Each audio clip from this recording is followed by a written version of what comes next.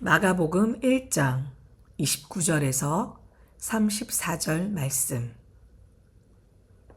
예수님이 곧바로 회당에서 나와서 시몬과 안드레의 집으로 가셨다. 야고보와 요한과 함께였다. 시몬의 장모가 열병에 걸려 들어 누워 있었다. 사람들이 곧바로 예수님께 그런 사정을 말씀드린다. 예수님이 다가가서 그 손을 잡아 일으켜 세우셨다. 그러자 열병이 그를 떠났다. 시몬의 장모는 예수님 일행을 섬겼다. 해지고 날 저물었을 때 사람들이 모든 아픈 사람들과 귀신 들린 사람들을 예수님께로 데려왔다. 온 도시 사람들이 문 앞에 모여들었다. 예수님이 이런저런 질병에 걸린 사람들을 많이 고쳐주시고 귀신들도 많이 쫓아내셨다. 그러나 예수님은 귀신들이 말하게 내버려 두시지 않았다. 예수님이 누구신지 귀신들이 알고 있었기 때문이다. 아멘. 샬롬, 좋은 아침입니다. 오늘도 맥락과 역사로 성경을 읽고 묵상하며 기도로 나아가는 우리 서로님들을 축복합니다. 오늘은 마가복음 7번째 시간이고요. 부정한 예수라는 제목으로 함께 본문 말씀을 묵상해 보려고 합니다. 먼저 부정함의 경계입니다. 안식일에 어제 우리가 묵상했죠. 회당에서 귀신을 예수님이 쫓아내세요. 그 직후에 일어난 사건입니다. 그러니까 아직 안식일입니다. 안식일에 회당에서 귀신을 쫓아내고 예수님이 시몬의 집에 가십니다. 거기에 시몬의 장모가 열병으로 고통을 당하고 있었는데요. 다가가서 손을 잡아 일으키셨다라고 되어 있어요. 여기에서 두 가지 부정이 행해진 겁니다. 첫 번째, 아직 안식일이잖아요. 안식일에 치유하면 돼, 안 돼? 안 돼요. 율법에 따르면. 안식일에 치유행위를 했고 병든 여인에게 손을 댔어요.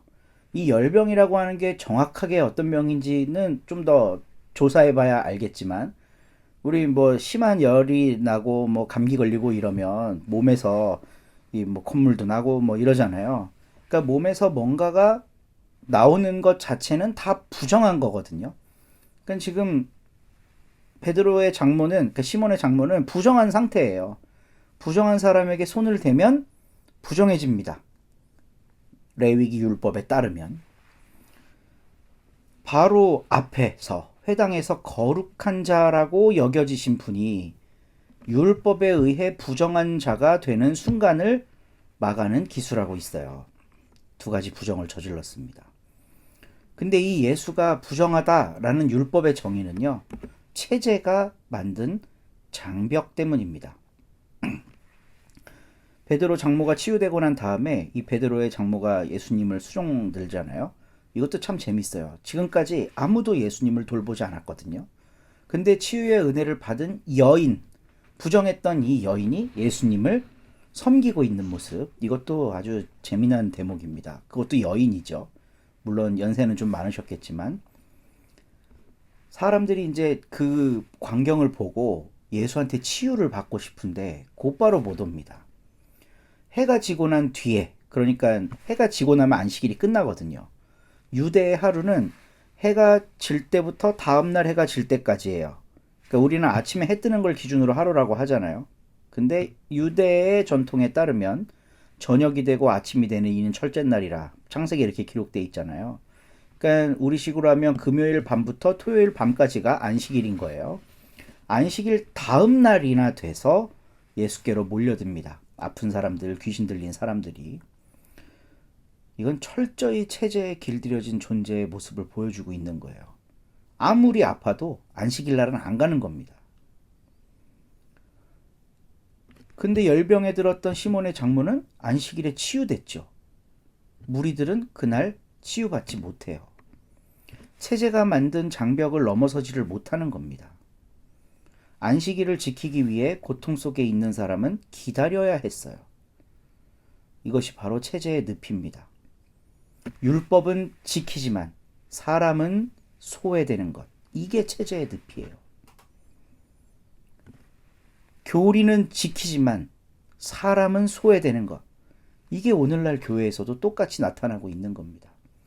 근데 마가는 예수님의 모습을 통해 거룩의 역설을 보여줍니다. 레위기의 정결법을 보면요. 이건 작동 방향이 하나예요. 소통이 아니야. 하나예요.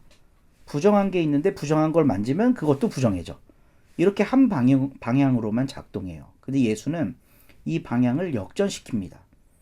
부정한 것을 만짐으로써, 율법을 어김으로써, 이러면 안 되잖아요. 고통을 치유해요. 레위기 정결법이 한 방향인 걸 예수님은 쌍방향으로 만드시는 거죠. 양 두 방향으로 만드시는 거예요. 어겼는데 치유가 돼. 율법을 안 어기면, 잘 지키면 치유가 안 돼. 너무 아이러니한 겁니다. 그래서 마가가 서술하는 거룩의 역설을 구절별로 이렇게 좀 나눠서 보면요. 우리가 어제 묵상한 말씀인데 귀신을 쫓아내면서 귀신에게 하나님의 거룩한 자로 예수님이 인정을 받으시죠. 물론 입 다물어라 하셨지만, 그러니까 예수님의 존재는 하나님의 거룩한 자예요. 근데 오늘 말씀을 보면요. 그 거룩한 자가 안식일을 어기고 부정한 자들을 만져요. 거룩을 깨죠. 율법이 거룩하다고 하는 걸 예수님이 깨세요. 그리고 그 일을 이제 내일 묵상할 내용인데요. 온 갈릴레아를 다니면서 하십니다. 병자들 막 만지면서 계속 고쳐요. 그러니까 이게 마가가 본 예수를 통해 나타난 거룩의 역설인 겁니다.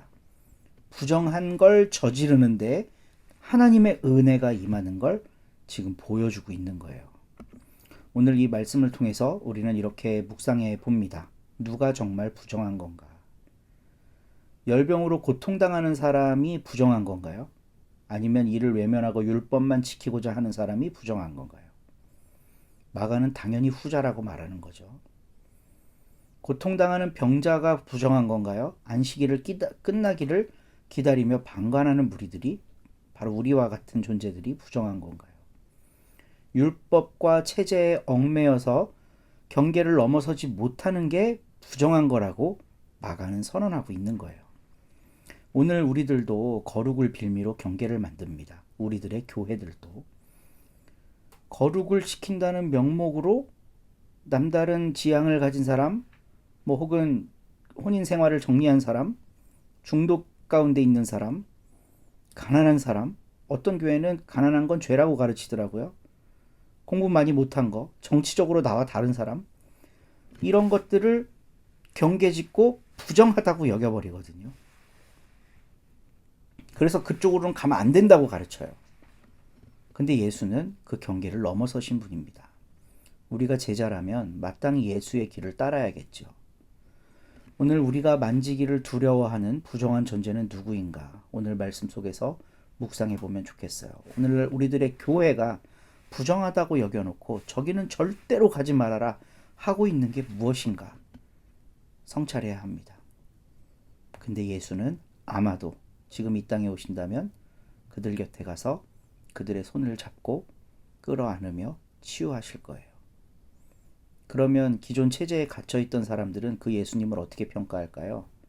저거 부정한 존재였네? 이렇게 평가하겠죠. 복음서 기자는 그런 사람들에게 화 있을진저라고 이야기합니다. 오늘 아침 이렇게 함께 기도했으면 좋겠어요. 거룩의 이름으로 세운 우리의 장벽을 무너뜨려 주소서. 부정함을 두려워하지 않고 고통받는 이들에게 다가갈 용기를 주소서. 당신의 그 거룩의 역설로 우리를 채워주소서. 기도로 승리하는 서로님들 되시기를 빕니다. 오늘도 좋은 하루 되세요.